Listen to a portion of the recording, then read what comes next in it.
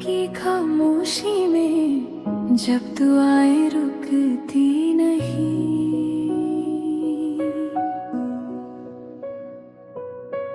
कुरान की हर आयत दिल को सुकून सा देती है।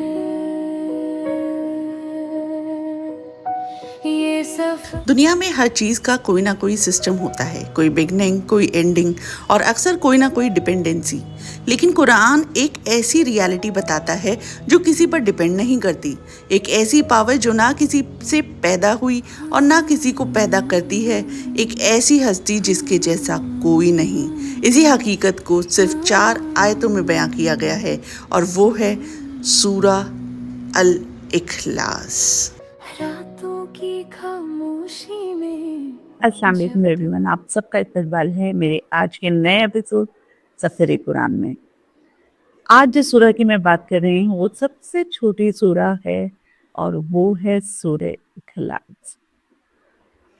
मैं स्कॉलर नहीं हूँ, जैसे कि मैं हमेशा बोलती हूँ, I am not at all knowledgeable person, but still जितना मुझे पता है वो नॉलेज मैं आप लोगों के साथ ज़रूर शेयर करूँगी। क्या पता मेरा अल्लाह इसी से राज़ी हो जाए मुझसे, और मुझे अपनी दुआओं में ज़रूर याद रखिएगा। तो आज का सफ़र शुरू करते हैं।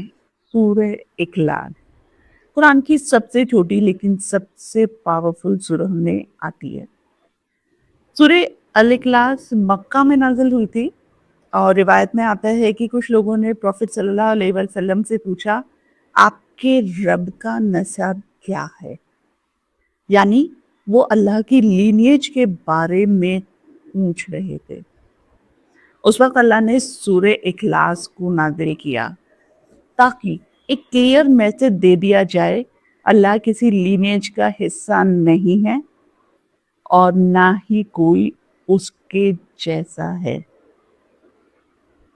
सूरह इखलास का मेन मैसेज है तौहीद, यानी अल्लाह की एब्सोल्यूट वननेस। सूरह की पहली आया है, कुल्हु अल्लाहु अहद, यानी कहो अल्लाह एक है।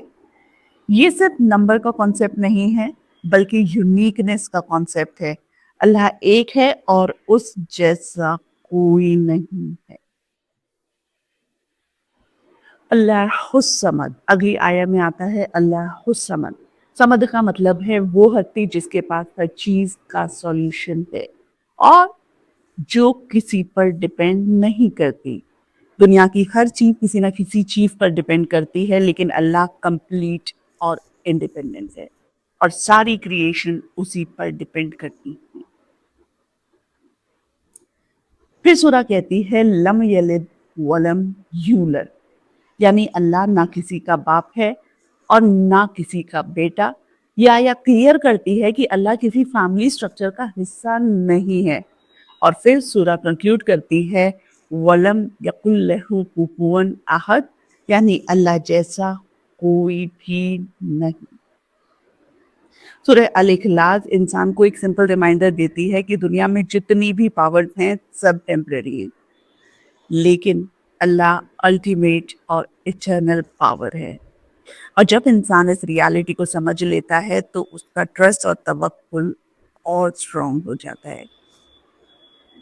प्रॉफिट मोहम्मद सल्लल्लाहु अलैहि वसल्लम ने फरमाया कि सूरह अल इखलास कुरान के एक तीसरे हिस्से के बराबर है।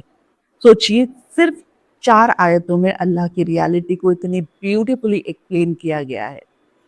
अल्लाह हमें तौहीद को समझने और उस पर मजबूत रहने की तौफीक दे और हमें उन लोगों में शुमार करे जो सिर्फ उसी पर यकीन रखते हैं। आमीन। ये था आज का सफर कुरान। कल फिर मिलेंगे एक और नई सूरह के साथ। मुझे अपनी खास दुआओं में जरूर याद रखिएगा। अल्लाह हाफ़िज़। कुरान की हर आयत दिल को सुकून सा देती है। ये सफर